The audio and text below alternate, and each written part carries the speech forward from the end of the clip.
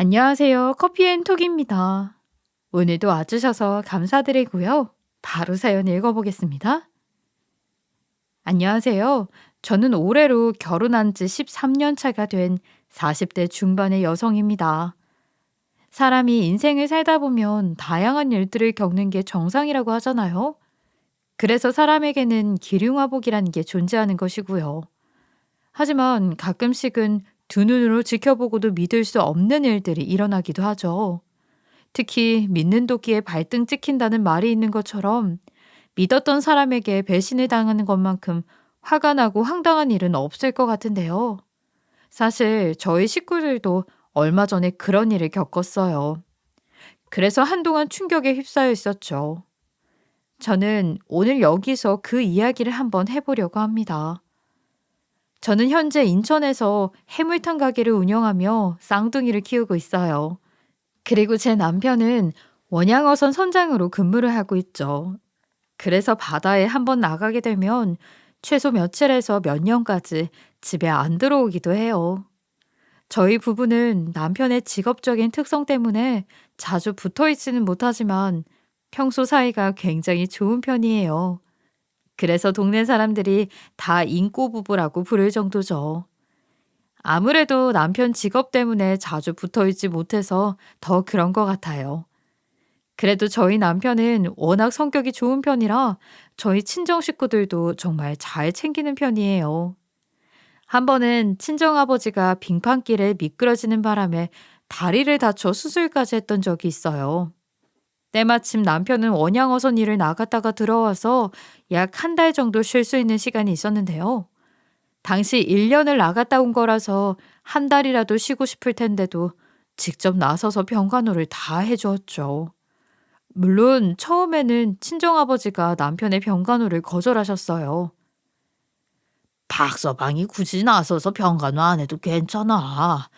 집사람도 있고 필요하면 병원에 얘기해서 간병인 쓰면 돼. 아니에요, 장인어른. 멀쩡한 사위 놔두고 왜 불편한 간병인을 쓰세요? 그리고 다리를 다친 거라 움직일 때마다 휠체어로 다녀야 해서 장모님이 간병 못 하세요. 그래도 박서방 1년 만에 들어왔는데 한 달이라도 쉬고 나가야지. 에이, 배 위에 있다 뿐이지 원양어선 타도 쉬는 날 따로 있으니까 걱정하지 마세요. 결국 친정아버지의 병간호는 남편이 맡아서 하게 되었어요.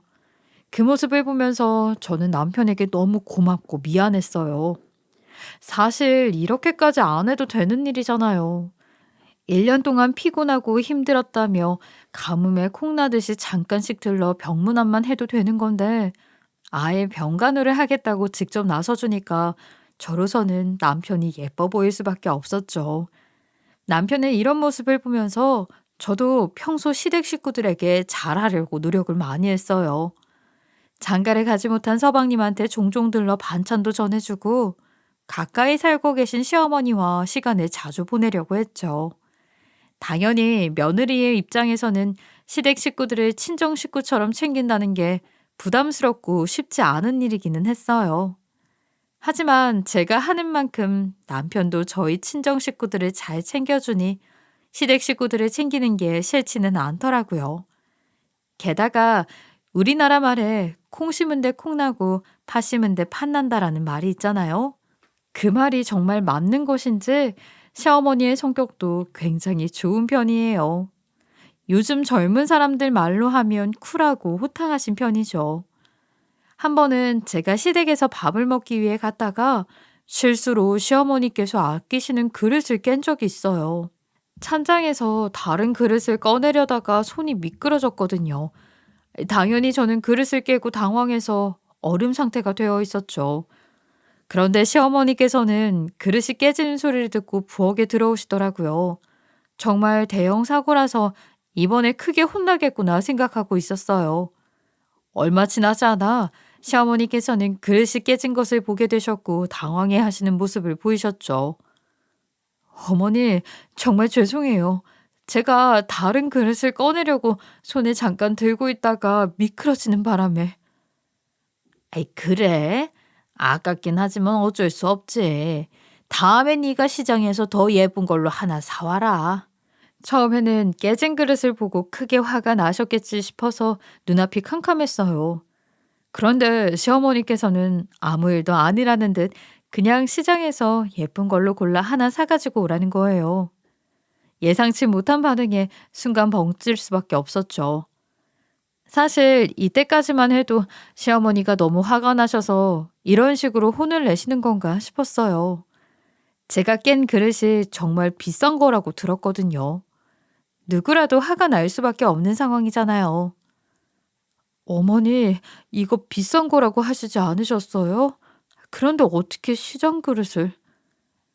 아유, 비싸도 사람 안 다쳤으면 됐지. 그냥 깨진 순간 내 물건이 아니구나 하며 생각하면 되는 거야. 아, 그런데 저거 저렇게 쉽게 깨질 줄은 몰랐네. 알고 보니 싸구려 가져다 놓고 비싼 돈 받아먹은 거 아니야? 시어머니는 별일 아니라는 듯 행동하셨어요. 오히려 싸구려 가져다 놓고 비싼 돈 받아먹은 것 같다며 에이 사기당했네 라고 우스갯소리를 하시더라고요. 시어머니의 예상치 못한 반응에 조금 당황하기는 했지만 조용히 넘어갈 수 있어서 다행이다 싶었어요. 그리고 저는 죄송한 마음에 시어머니와 시장에 간 김에 예쁜 그릇 세트 하나를 사드렸죠. 시어머니는 지난번에는 장난삼아 한 말이라면서 한사코 거절하셨으나 저는 가장 예쁜 것으로 골라서 선물로 드렸어요. 그랬더니 시어머니는 아이처럼 너무 좋아하시더라고요. 사실 시어머니의 성격이 좋아서 그런지 저는 살면서 시집살이를 당할 일이 전혀 없었어요. 오히려 성격이 너무 잘 맞아서 그런지 친모녀처럼 지낼 수 있었죠.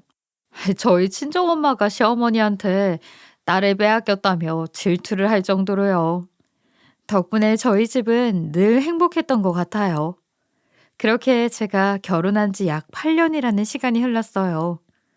그때쯤 시댁에는 동서가 새 식구로 들어오게 되었죠.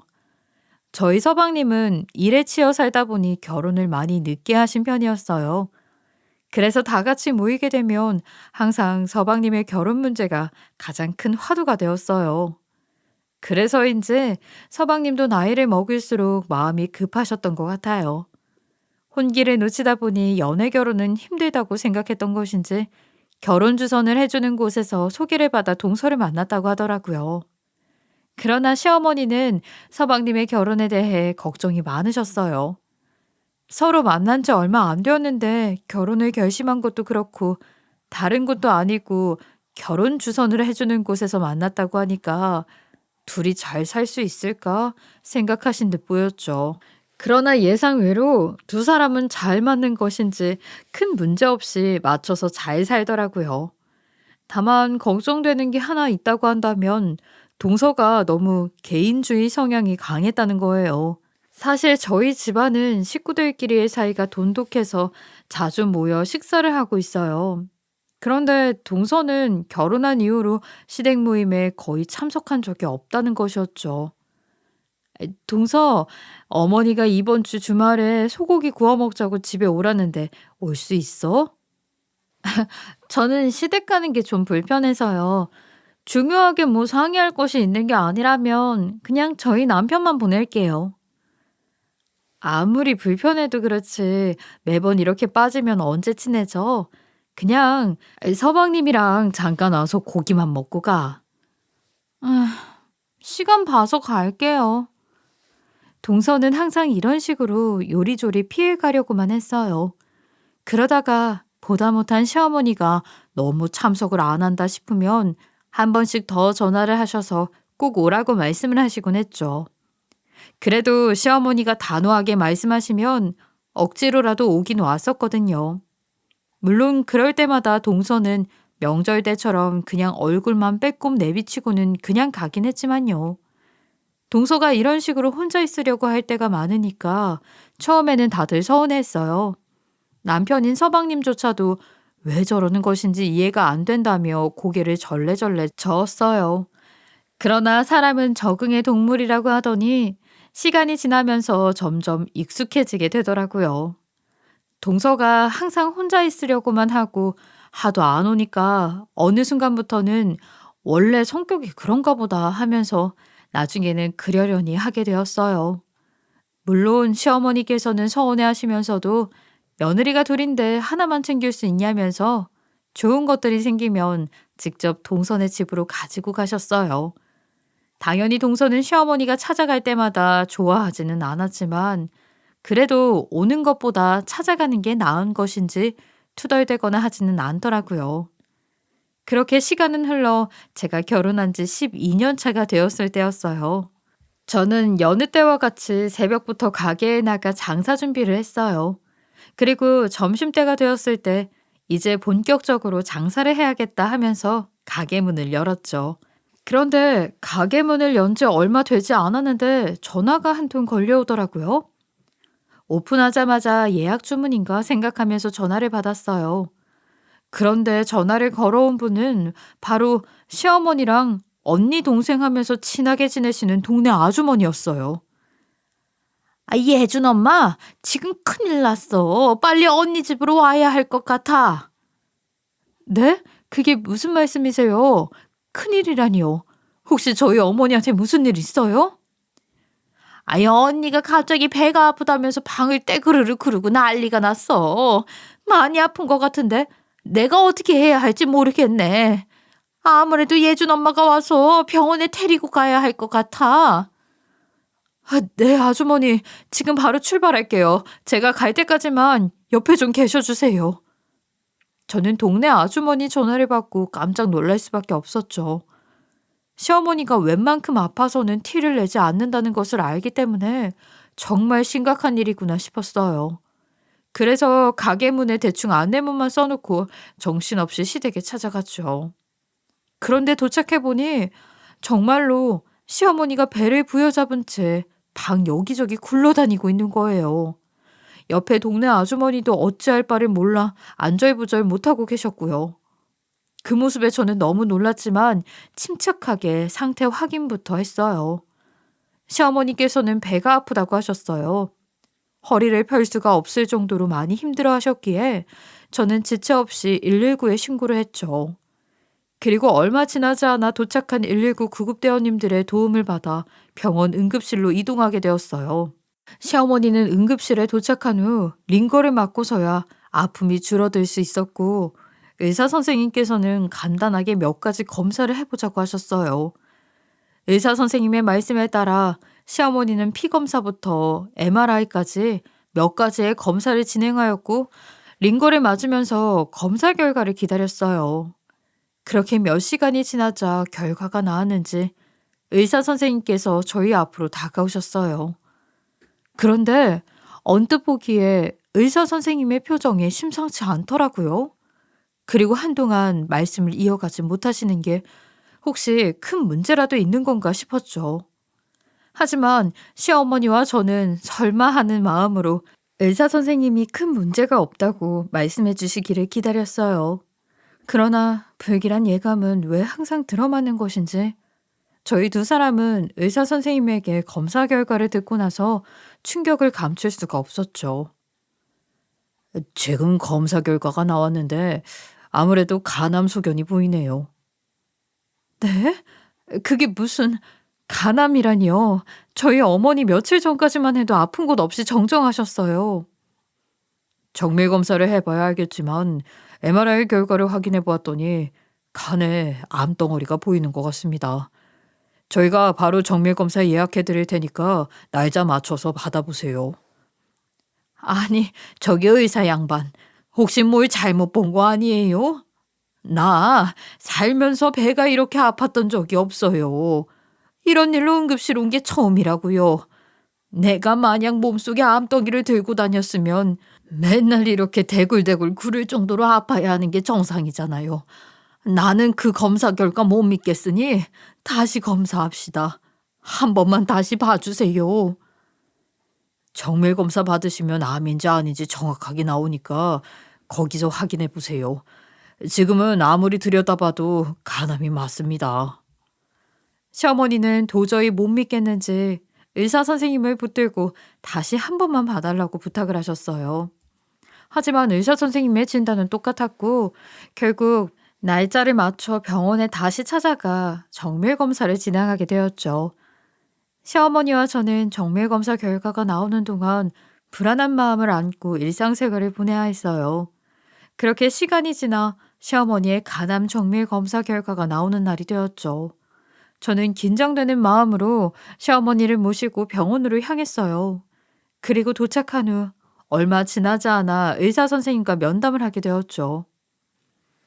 이순자님 진행하신 간암 정밀 검사 결과가 나왔는데요. 네, 선생님. 결과가 어떻게 나왔나요? 설마 진짜 암은 아닌 거죠? 응급실에 계시던 의사 선생님께서 뭔가 착각하신 게 맞죠? 유감이게도 간암 말기입니다. 간 이식과 항암 치료를 준비하셔야 될 것 같아요.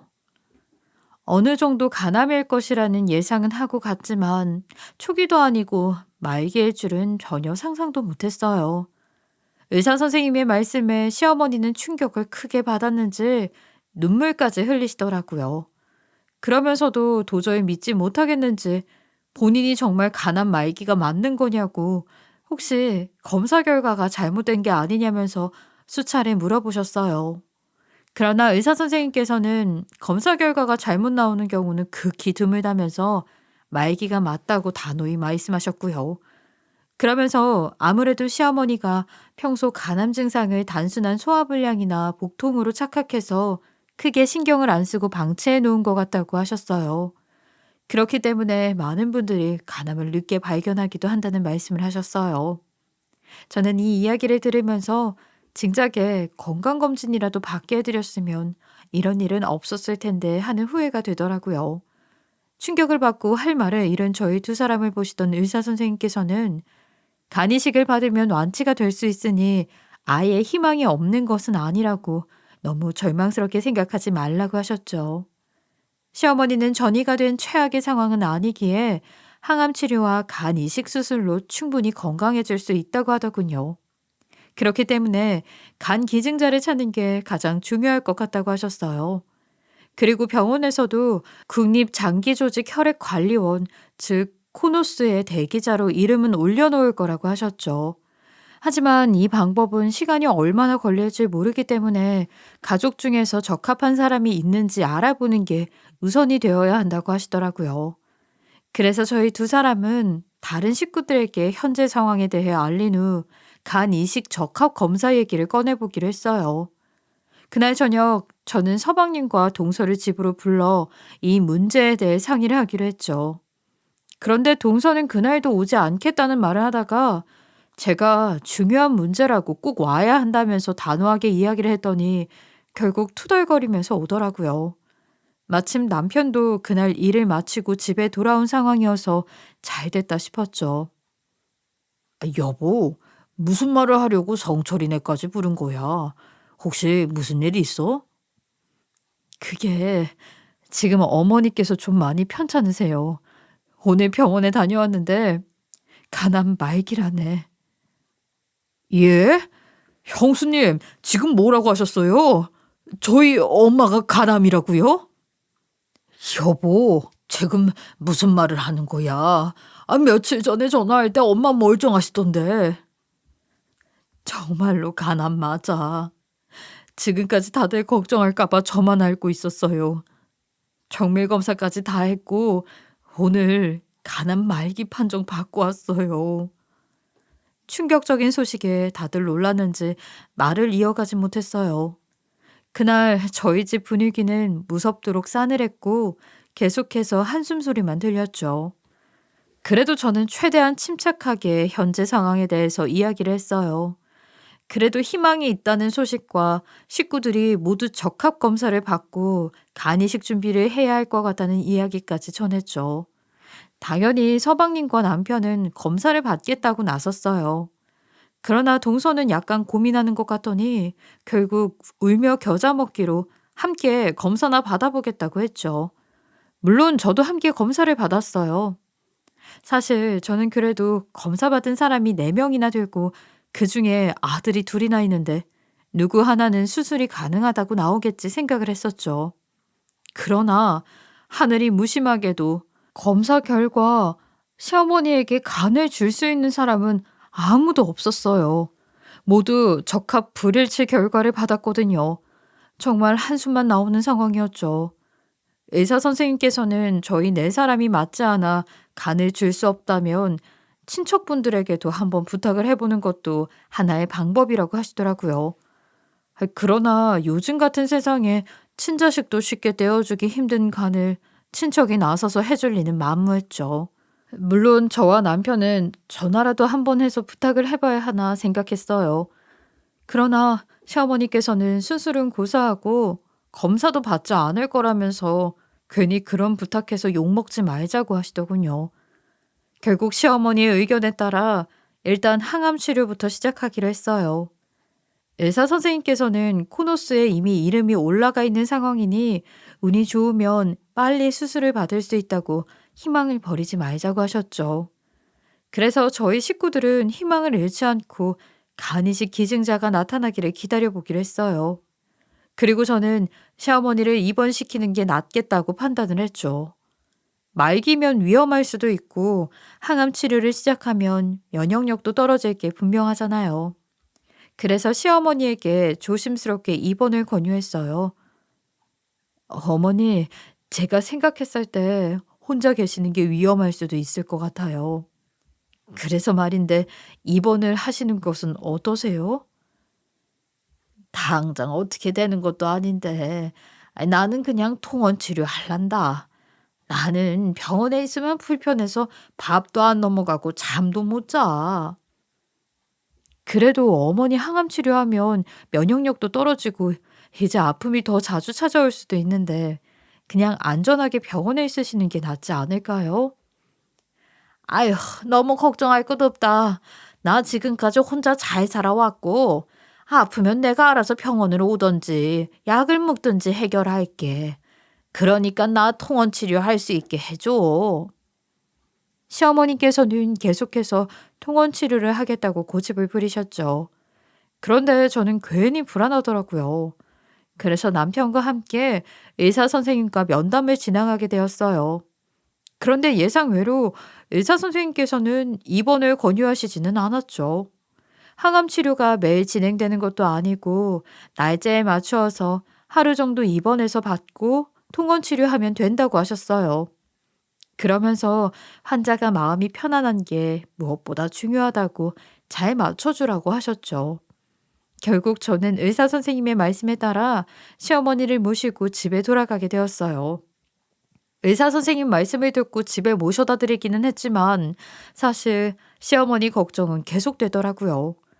마음 같아서는 제가 옆에 붙어서 간병이라도 하고 싶었지만 가게를 계속 쉴 수 없다 보니 이러지도 못하고 저러지도 못하는 상황이었어요. 아무리 생각해봐도 상황상 간병인이 필요할 것 같았어요.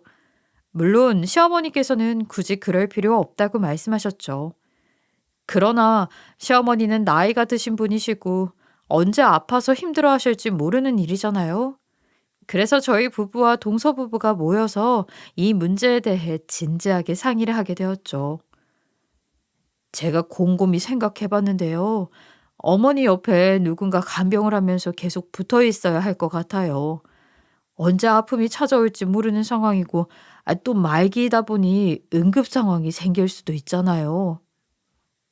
형수님, 그런 간병인이라도 한번 알아볼까요? 잘 찾아보면 집에 같이 상주하는 간병인도 있을 거예요. 여보, 가족이 없는 것도 아니고 쓸데없이 왜 간병인에 돈을 써? 어머니 간병 내가 할게. 동서가 간병을 하겠다고? 시댁에 가는 거 싫어하잖아. 쉽지 않을 텐데 정말 괜찮겠어? 뭐 여기서 할 일 없는 사람은 저밖에 없잖아요. 마침 어머님이랑 친해지고 싶었는데 이번이 기회인 것 같아요. 간병인 제가 할게요. 사실 동서의 이야기에 모두가 놀랄 수밖에 없었어요. 동서가 자진해서 병간호를 맡겠다고 할 줄은 생각도 못했거든요. 평소 시댁에 발도 붙이기 싫어서 동동거리던 사람이라 당연히 동서에게 병간호를 시켜야겠다는 생각 자체를 안 했어요. 그래서 저는 쉽지 않은 결정을 해준 동서에게 고마운 마음이 들더라고요. 하지만 동서 혼자 모두 부담하는 것은 아닌 것 같아 돌아가면서 병간호를 하자고 제안했었어요. 그러나 동서는 한사코 거절을 했죠. 본인이 그동안 시댁에 자주 방문하지 못해서 죄송한 마음이 들어 그런다고 이번에 시어머니와 제대로 친해지고 싶다며 본인이 다 할 테니 신경 쓰지 말라는 말을 하더군요. 결국 저는 알겠다고 했고 시어머니 간병 문제는 쉽게 해결이 되는 듯 했어요. 시어머니도 동서가 간병을 하겠다고 하니 웬일이냐고는 했지만 좋게 받아들여 주셨죠. 물론 저는 동서가 병간호를 잘할 수 있을까 하는 걱정이 많았어요. 그러나 시어머니와 친해지고 싶다는 그 말이 진심이었나 봐요. 나름 잘하고 있는 듯 보였어요.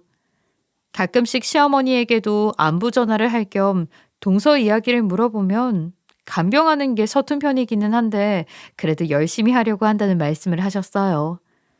그러면서 본인은 동서랑 잘 지내고 있으니까 신경 쓰지 말고 가게 일 열심히 하라는 말씀을 하시더라고요. 시어머니께서 직접 그런 말씀을 해주시니 저는 안심을 할 수 있었어요. 그렇게 동서가 간병을 시작한 지 약 2달이라는 시간이 지났어요. 저는 가게 일 때문에 자주 가서 간병 일을 돕지는 못해도 동서에게 전화를 자주 하는 편이었죠. 간병 일이 만만치 않다는 것을 알고 있으니 얘기라도 잘 들어줘야 할 것 같았거든요. 동서, 간병 일 하는 거 힘들지는 않아? 내가 도와줘야 하는데 혼자 하게 해서 미안해. 아니에요, 형님. 어머니랑 많이 친해져서 힘든 것은 별로 없어요. 아유, 다행이네. 어머니 상태는 어때? 많이 힘들어 하시지는 않아? 사실 상태는 잘 모르겠어요. 얼마 전까지는 괜찮으신 듯 싶더니 지금 일주일째 제대로 드시지도 않고 잠만 주무시네요. 어? 그게 무슨 소리야? 드시지도 않고 잠만 주무신다니. 아무래도 말기에 받은 항암 치료가 힘드셨던 것 같아요. 저는 동서의 이야기를 듣고 조금 당황스러웠지만 일단 알겠다면서 전화를 끊었어요. 처음에는 저도 동서가 이야기한 것처럼 항암 치료를 받으면서 기력이 많이 쇠약해지셨구나 싶어 몸에 좋은 음식이라도 만들어 가져다 드려야겠다 생각했었죠. 그런데 아무리 생각해봐도 동서의 말이 이상하게 느껴지는 거예요. 아무리 항암 치료가 힘들었다고 해도 그렇지 사람이 일주일째 먹지도 않고 잠만 잔다는 게 말이 안 되잖아요. 그래서 걱정되는 마음에 시어머니에게 전화를 드려보기도 했었는데 정말로 주무시기만 하는 것인지 연락이 안 되더라고요. 당장이라도 시댁에 달려가서 확인해 보고 싶었으나 가게 장사가 한창 진행 중이라 쉽게 나갈 수도 없는 상황이었죠. 그렇게 심란한 마음을 안고 그날 장사를 마무리한 후 집으로 들어갔어요. 한동안 쉬면서 아이들을 보고 있던 남편에게 이야기를 했더니 동서가 나쁜 사람도 아니고 식구인데 설마 나쁜 짓이라도 했겠냐고 너무 걱정하지 말라고 하더군요. 저도 남편 말을 듣고 나서 일단 상황을 지켜봐야겠다 싶었죠. 그런데 아무리 생각해봐도 뭔가 수상하다 싶었어요. 잠이 안 올 정도로 너무 걱정이 되어서 결국 저는 모두가 잠든 늦은 새벽에 몰래 시댁에 가보기로 했어요. 아무리 봐도 이상해서 시어머니 상태를 확인해 봐야 마음이 편할 것 같았기 때문이었죠. 시어머니가 아예 연락이 안 되는 게 하루 종일 마음에 걸렸거든요. 제가 듣기로는 동서가 보통 새벽 6시쯤 시댁에 간다고 해서 저는 30분 정도 일찍 시댁에 찾아가게 되었어요. 그렇게 시댁에 몰래 들어가 보니 시어머니는 곤히 주무시고 계시더라고요. 저는 그 모습을 바라보며 시어머니를 깨워야 하나 말아야 하나 고민을 하고 있었죠. 그런데 잠기가 밝으신 시어머니가 제 발소리를 들으셨는지 알아서 일어나셨어요. 아유, 어머니 죄송해요. 혹시 저 때문에 시끄러워서 일어나셨어요? 아유, 아니야. 근데 네가 이 새벽에 무슨 일이야? 곧 있으면 장사 나가봐야지. 그게 어머니 제가 동서랑 전화를 하다가 이상한 얘기를 좀 들어서요. 일주일 전부터 식사도 제대로 못 드시고 주무시기만 한다고 해서 걱정이 되어 왔어요. 혹시 어디가 많이 불편하신 거예요? 아가, 그게 말이다. 저의 질문에 시어머니는 대답을 하려고 했죠. 그러나 때마침 동서가 도착했는지 시댁 도어락을 누르는 소리가 들리는 거예요. 그러자 시어머니는 다급하게 손짓을 하면서 제가 있는 게 들키면 안 되니까 얼른 옷장 안으로 들어가라고 말씀을 하시더라고요. 그러면서 안에서 보면 다 이해가 될 거라고 하셨어요. 저는 옷장 안으로 들어가라는 말씀에 정말 당황스러웠지만 일단 옷장 안에 들어가게 되었죠. 그리고 티가 나지 않도록 문을 살짝만 열어놓고 밖을 살펴보았어요. 제가 옷장 안에 들어간 것을 확인한 시어머니는 급히 누워 자는 척을 하더군요. 시어머니가 자리에 눕자마자 동서는 안방에 들어와서 불을 켜고 확인하더니 밖으로 나가서 식사를 챙겨왔어요. 그리고는 시어머니를 흔들어 깨우더니 식사를 하라는 말을 했어요. 사실 저는 여기까지만 해도 별 문제 없는 것 같은데 왜 옷장에 들어가라고 하나 생각했죠. 그러나 동서의 말에 시어머니는 굉장히 힘들어하면서 일어났고 통증이 느껴지는 듯 배를 부여잡고 구르면서 아프다고 하셨어요. 둘째야, 나 지금 배가 아파 죽겠다. 우리 빨리 병원 좀 가자. 아프세요? 잠깐만 기다려 보세요.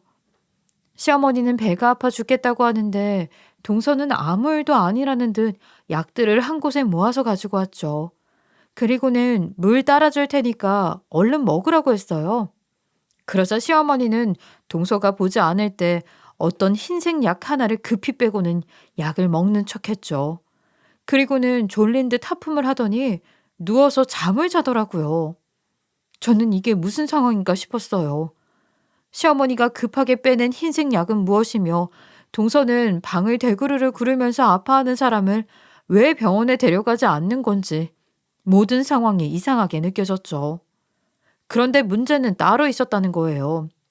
제가 시댁에 찾아간 그날이 시어머니 항암 치료가 잡혀있던 날이었어요. 진료 시간에 맞추어서 병원에 가려면 못해도 8시에는 출발을 해야 하는데 동서는 시어머니를 모시고 갈 생각을 하지 않더라고요. 시어머니도 이상하게 느껴졌는지 한동안 자는 척을 하다가 일어나더니 급히 동서를 방으로 불렀어요. 아이, 둘째야, 우리 진짜 항암 치료 안 가는 거야?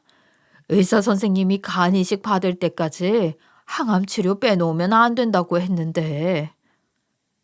무슨 항암 치료요? 지난번에 항암 치료 안 한다고 말씀드렸잖아요. 우리는 자연 치료를 하면 되는 거예요. 그러니까 치료 받을 생각하지 마세요. 아이, 둘째야, 나 아파서 죽을 것 같다. 항암 치료는 안 하더라도 응급실 가서 약이라도 하나 맞고 오면 안 될까? 동서는 자연 치료를 해야 한다는 말도 안 되는 소리를 꺼냈죠. 저는 정말 기가 막혀서 말이 나오지 않았어요. 게다가 시어머니는 이런 일이 한두 번 있었던 게 아니었는지 동서한테 병원에 데려가 주면 안 되겠냐고 애걸복걸 빌었어요. 그러자 동서는 잠시만 기다리라면서 밖으로 나가더군요. 그 모습을 보고 제가 열불이 터져 옷장에서 튀어나가려고 했어요. 그런데 시어머니가 그런 제 모습을 봤는지 손을 내저으면서 절대 밖으로 나오지 말라는 듯 행동을 하는 거예요. 결국 저는 아파하는 시어머니의 모습을 가만히 지켜보고 있을 수밖에 없었죠. 시어머니가 동서한테 쩔쩔매는 모습을 보니까 그동안 어떤 취급을 당해왔는지 확실히 알겠더군요. 힘들어하는 시어머니의 모습을 보면서 동서가 병간호하겠다고 나섰을 때 어떻게든 말렸어야 했는데 하는 후회가 들었어요. 그렇게 저는 옷장 속에서 숨죽여 상황을 지켜보고 있었어요. 동서는 시어머니에게 식사를 차려드릴 때처럼 약을 한 번에 가지고 와서 건네더라고요. 약을 또 먹으라고?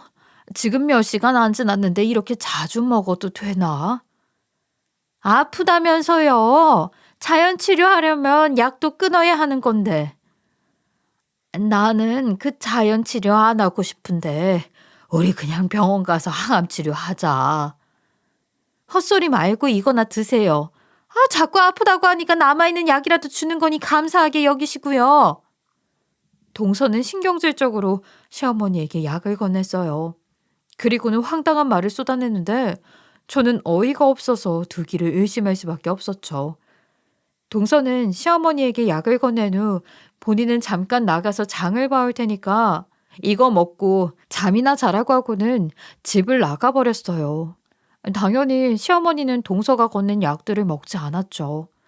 저는 동서가 밖으로 나가는 소리가 들리자마자 다급하게 옷장 문을 열고 시어머니 옆으로 달려갔어요. 어머니, 괜찮으세요? 아까 많이 아파하시는 것 같던데 지금이라도 병원 갈까요? 아니야. 아까는 너한테 둘째의 실체를 보여주려고 내가 연기를 한 거야. 나 지금은 괜찮으니 걱정하지 마. 정말 괜찮으신 거 맞죠? 저한테까지 숨기실 필요 없어요. 필요하다면 지금이라도 저랑 병원 가세요.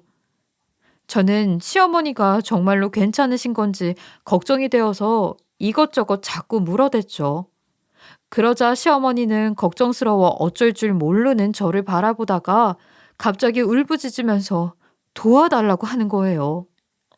아가, 나 좀 제발 살려다오. 나 치료받고 살고 싶다. 어머니, 안 그래도 여쭤보려고 했는데 이게 어떻게 된 일이에요? 몇 주 전까지만 해도 전화 드렸을 때 동서가 잘해준다고 하셨잖아요. 설마 그때도 이런 일을 겪고 계셨던 거예요?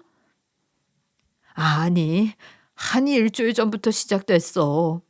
어느 날 갑자기 네 동서가 자연 치료를 하자고 하더니 이제는 아예 항암 치료도 못하게 막고 있어. 저는 시어머니의 말씀을 듣고 할 말을 잃었어요. 시어머니가 말씀하시는 것을 들어보니 동서가 항암 치료는 물론이고 아프면 병원에서 바로 오라고 했는데 그것조차 못 가게 했다고 하더라고요. 어쩌다 시어머니가 너무 아파서 응급실이라도 가게 해달라고 하면 동서는 병원에 가봤자 어차피 진통제만 놔준 후 끝날 거라고 화를 냈대요. 그게 바로 돈을 땅바닥에 버리는 행동이라면서요. 그러면서 흰색 약 하나를 건네주고는 그거나 먹고 잠이나 자라는 말을 했다더군요. 그래서 시어머니는 별다른 방법이 없으니 동서가 주는 약을 새로운 진통제로 착각하고 먹었다고 해요. 그런데 이상하게 그 약을 먹고 난 후부터는 자꾸 졸리고 멍하니 있게 되었다고 했죠. 그래서 동서 몰래 그 약을 빼고 먹게 되었는데 시어머니는 그 약의 정체를 모르니까 먹고 나서 멀뚱멀뚱 있었다고 하더라고요. 그랬더니 동서가 그 약을 먹고도 안 자는 시어머니를 보면서 이상했는지 안 졸리냐고 그럼 약 하나 더 주겠다는 말을 꺼냈대요. 그 말을 듣고 난 후 시어머니는 동서가 수상하게 느껴졌다고 했죠. 아무래도 느낌이 안 좋아서 동서가 약을 가지고 오면 그 흰색 약만 몰래 빼놓은 후 먹고 곧바로 자는 척을 했고요. 저는 시어머니의 말씀을 듣고 황당해서 헛웃음만 나오더라고요. 그런데 시어머니가 이게 끝이 아니라고 하는 거예요. 이게 끝이 아니다. 한 번은 둘째가 약을 주고 내가 자는지 확인을 하더니 아예 어떤 사람이랑 통화를 하더라. 그런데 내용을 들어보니까 아무래도 빚쟁이한테 쫓기고 있는 것 같았어. 네? 빚쟁이요? 집에서 서방님한테 생활비 따박따박 받아 쓴 동서가 빚을 질 게 뭐가 있어요? 어디다 썼는지는 모르겠는데 통화 상대방한테 금방 갚겠다고 이런 식으로 얘기를 하더라고. 그래서 내가 가만히 생각을 해봤더니 아마도 내 치료비랑 생활비 넣어놓은 통장에 있는 돈으로 그 빚을 갚으려고 한 것 같아. 네? 동서가 그 통장을 가지고 있어요? 응. 본인이 병간호를 하면서 여기저기 쓸 곳이 있을 테니 직접 관리하겠다며 가지고 갔어. 그런데 내가 달라고 해도 돌려줄 생각을 안 해. 시어머니의 이야기를 들으니 대충 상황 정리가 되더군요. 아마도 동서는 계획적으로 병간호를 하겠다 나선 것 같았어요. 그리고는 모두가 본인을 믿게 만든 다음에 통장을 갈취해서 그 안에 있는 돈으로 빚을 갚으려고 했던 것이었죠. 그렇기에 시어머니의 항암 치료도 자연 치료라는 핑계를 대서 일부러 못하게 만든 것이었고요. 모든 진실을 알게 되니 너무 어이가 없었어요. 제 두 눈으로 본 것도 그렇고 시어머니의 말씀도 그렇고 상황이 매우 심각해 보였죠. 그래서 저는 직접 이 문제를 해결해야겠다 싶어서 동서가 집에 들어오기를 기다렸어요. 그렇게 약 몇 시간이라는 시간이 지났을 때쯤 동서는 야채 몇 개를 구매해서 집에 들어오더군요. 당연히 동서는 집에 들어오자마자 안방에 들어왔고 시어머니 간호를 하고 있는 제 얼굴을 보았어요. 그리고 굉장히 당황스러운 표정을 지었어요. 형님이 여긴 어쩐 일이세요? 가게 나가보셔야 하는 거 아니에요? 어머니 항암 치료 가셔야 할 시간인데 왜 이러고 있는 거야? 시간 맞추려면 못해도 8시에는 출발했어야 했는데. 저는 모든 것을 다 알고 있음에도 일부러 항암 치료 핑계를 대면서 왜 안 간 거냐고 따져 물었어요. 그랬더니 동서는 안절부절 못하며 일이 있어서 날짜를 미뤘다고 거짓말을 하더라고요. 저는 그 말을 듣고 곧장 병원에 전화를 했고 스피커폰으로 시어머니 항암 치료 날짜를 물었죠. 그랬더니 아니나 다를까 병원에서는 며느님이 치료 안 하시겠다면서 예약도 안 했다고 하는 거예요. 그러면서 오히려 간호사님이 이대로 가만히 있으면 위험할 수도 있으니까 빨리 치료 시작해야 한다고 하셨죠. 저는 그 내용을 동서 앞에서 실시간으로 들려주었어요. 그러자 동서는 황급히 변명을 하려고 시도를 했죠. 형님, 그게요. 제가 깜빡하고 말씀을 안 드렸는데, 그 항암 치료 잘하는 곳이 있다고 해서 병원으로 옮겼어요. 그래? 그럼 옮겼다는 병원 이름이 뭔데? 그게 서울에 있는 병원이에요. 동서, 이미 다 아는데 자꾸 거짓말 하지 말지. 나 아까 옷장에 숨어서 다 들었어. 자연치료 어쩌고 하는 거. 어머니 통장 동서가 가지고 있다고 하던데 그거 어딨어? 이왕 온 김에 통장 내역 좀 보자. 저의 말에 동서는 얼굴이 새파래져서 가지고 있던 장본 봉지를 내려놓고 다급히 도망을 갔어요. 그러나 저는 재빠르게 쫓아가서 동서를 붙잡았죠. 사실 저는 학창시절 때 운동을 좀 잘하는 편이어서 육상부도 하고 그랬거든요. 그래서 달리기가 꽤 빠른 편인데 동서는 그걸 모르고 정신없이 도망을 가더라고요. 어찌되었건 저는 1분도 지나지 않아 동서를 붙잡았어요. 그리고 다시 시댁으로 끌고 갔죠. 그러자 동서는 곧장 무릎을 꿇고 잘못했다며 싹싹 빌기 시작했어요. 어머니, 형님, 제가 잘못했어요. 사실 제가 남편 몰래 진 빚이 있는데 그걸 갚으려고 통장에 있는 돈을 다 써버려서요. 그래서 자연치료 하자고 우겼던 거예요. 제발 한 번만 용서해 주세요. 동서는 이게 용서가 되는 일이라고 생각해? 아까 어머니한테 드린 흰색 약, 그거 뭐야? 그건 몸에 문제가 되는 약은 아니니까 걱정 안 하셔도 돼요. 그냥 잠 오는 약이에요. 제가 예전에 불면증이 심해서 받아놓은 약이 있어서 그걸 드린 거고요. 동서는 한 번만 용서해달라고 죽을 죄를 지었다며 납작 엎드렸죠. 그리고 저는 혹시 모를 상황에 대비해 동서와 나눈 대화 내용을 휴대폰에 전부 녹음해 놓았어요.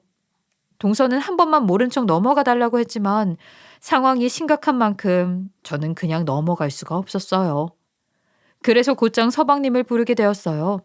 그리고 집에서 쉬고 있던 남편도 진실을 알아야 할 것 같아서 함께 불렀죠. 얼마 지나지 않아 두 사람은 시댁으로 들어왔고 저는 곧장 녹음 내용을 들려주었어요. 당연히 모든 사실을 알게 된 후 남편과 서방님은 노발대발 난리가 났죠. 당신 제정신이야? 우리 엄마한테 이딴 짓을 하고 모른 척 눈을 감아달라고? 재수씨, 사람 목숨 가지고 지금 무슨 짓을 한 거예요?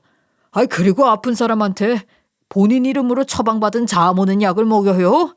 그거 먹고 무슨 일이라도 나면 어쩔 건데요? 제가 잘못했어요. 죽을 죄를 지었어요. 한 번만 용서해 주세요. 잘못했다. 한 번만 용서해달라 하면 끝이야? 진짜 소름 끼친다. 나 당신 같은 사람이랑 같이 못 살아. 이혼하고 고소할 거니까 얌전히 기다리고 있어. 동서는 잘못했다며 속고대죄를 했으나 이미 화가 날 대로 난 서방님은 이혼 소송을 하겠다며 통보를 했어요. 그리고 동서가 가지고 가서 마음대로 사용한 돈은 민사든 형사든 할 수 있는 조치를 다 취해서 돌려받겠다고 했죠. 당연히 시어머니께서도 가만히 있지 않겠다고 하셨고요. 그날 이후 동서는 서방님에게 이혼소장을 받아야 했어요. 이후 마음이 급해진 동서는 한 번만 용서해달라면서 몇 번이나 찾아왔지만 시어머니는 깔끔하게 무시를 했다고 하더군요. 그렇게 시간이 지나 서방님은 법원의 판결에 따라 이혼을 하게 되었어요. 그리고 이혼 판결이 나자마자 친족 상도례 때문에 못하고 있던 고소를 뒤늦게 하게 되었죠. 결국 동서는 이번 일로 돈을 돌려주는 것뿐만이 아니라 죄값까지 치러야 했어요. 그래도 나쁜 일이 가면 좋은 일도 다가온다고 하더니 시어머니 소식을 듣게 된 동남아로 이민 가신 시어머니의 남동생분이 간 기증을 해주셔서 간암 문제를 해결할 수 있게 되었어요. 그리고 이식을 받고 난 지금은 상태가 많이 좋아지셨어요. 다행히 현재 치료가 거의 마무리 단계에 접어든 상황이고 경과가 좋은 편이라 아마도 조만간 완치 판정을 받을 수 있지 않을까 하는 생각이 든답니다. 저는 이번 일을 겪고 나서 참 많은 생각을 하게 되었어요. 정직은 일생의 보배라고 정직한 행동을 하는 사람은 언제나 실패가 없다고 하던데 동서는 가족을 속이고 잘못된 행동을 하게 됨으로써 결국 죗값을 치르게 되었잖아요. 차라리 서방님에게 빚이 있다는 걸 털어놓고 도움을 요청했으면 오늘날 모두에게 좋은 결과가 되지 않았을까 하는 생각이 들더라고요. 사실 동서일을 겪고 참 심란하고 답답했는데 이렇게 여기서 이야기를 하니까 조금은 속이 풀리는 것 같네요. 아직까지 식구들이 받은 상처가 모두 해결된 것은 아니지만 시어머니도 상태가 호전되고 조금씩 좋은 일들이 생기고 있으니 금방 동서일이 잊혀지지 않을까 하는 생각이 듭니다. 시간이 약이라는 말 한번 믿어보려고요. 보잘것없는 저희 시댁 이야기 들어주셔서 감사하고요. 모두들 힘든 일보다 좋은 일이 가득하셨으면 좋겠습니다. 지금까지 커피앤톡이었습니다. 오늘도 끝까지 함께 해주셔서 감사하고요. 다음 영상으로 또 찾아뵙겠습니다.